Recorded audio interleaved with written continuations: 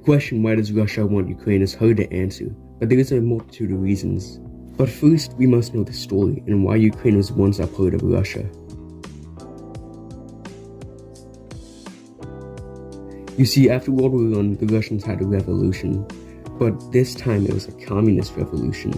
You see, the Russian Empire was massive, and when the Russian Revolution happened, the new Russia got all the land, but now the new communist Russians got all the land for themselves. The USSR, with the Soviet Union for short, was what they called themselves. In the 90s, when the Soviet Union fell and broke apart, it split into 15 new nations. These new nations were Armenia, Azerbaijan, Belarus, Estonia, Georgia, Kazakhstan, Kyrgyzstan, Latvia, Lithuania, Moldova, Tajikistan, Turkmenistan, Uzbekistan, and the two that this video is named after, Russia and Ukraine. A little later, a man named Vladimir Putin was put into power and is the current leader of Russia. A little later, in Ukrainian history, they elected a man named Volodymyr Zelensky. An important point I left out is that Ukraine actually had nuclear weapons when they left the Soviet Union. But they gave them to Russia to ensure that they would not be invaded. But as we all know, that didn't really work out so well. In 2014 is when Russia actually invaded Ukraine. A small part of it, though. It was the Crimean Peninsula and is now illegally annexed by the Russian government to this day. The rebellious regions in Ukraine started to act up. These were the Donetsk and Luhansk regions. These regions will heavily support in joining Russia. But now we must talk about when Russia started to build up its troops and put them all on the Ukrainian border. It was in late 2021. Russia started building up more to forces, putting them on the Ukrainian border. The soldiers there were told they were for a training exercise. But as we all know, on Thursday, February 24th, 2022, Russia started its invasion of Ukraine.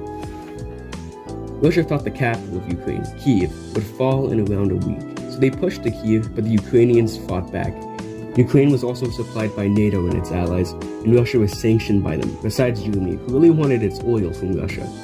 After the Russians got kicked out of northern Ukraine and stopped the Kyiv insurgent, Putin said that they were never focusing on the northern part of Ukraine at all and trying to take Kyiv. What they said was that they were always trying to focus on the north, so that's what they did. They moved all their forces to the north.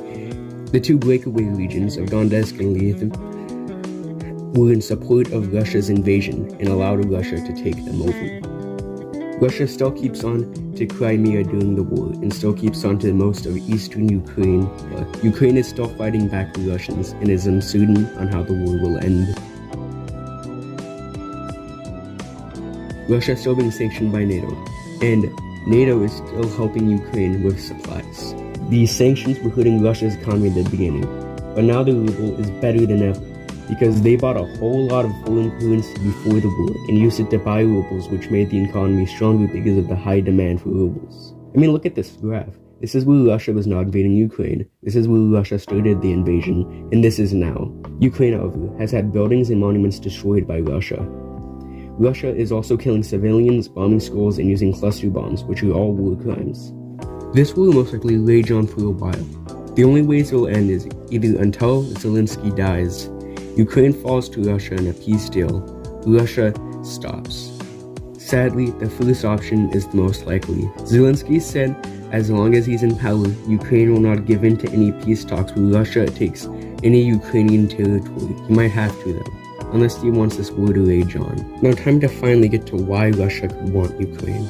Some of the reasonings that people give is because Russia wants to restore the USSR, which could be likely as Putin invaded Georgia in 2008, but failed miserably.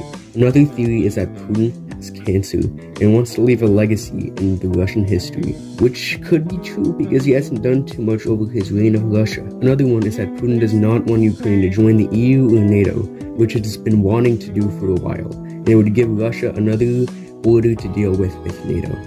Russia itself, however, is saying that their reasoning is to denazify the country and restore the Ukrainian people with their Russian culture, even though Ukraine has their own unique culture. Ukraine wants a no-fly zone, which will make it illegal for Russian planes to fly over Ukraine and bomb them. NATO will not do this, however, because they'll have to enforce this no-fly zone, which means shooting down Russian planes, which could lead to World War III and possibly a nuclear war. To repeat, the victor and outcome of this war is uncertain. As the two opposing forces keep battling, more and more people die, so hopefully it ends soon.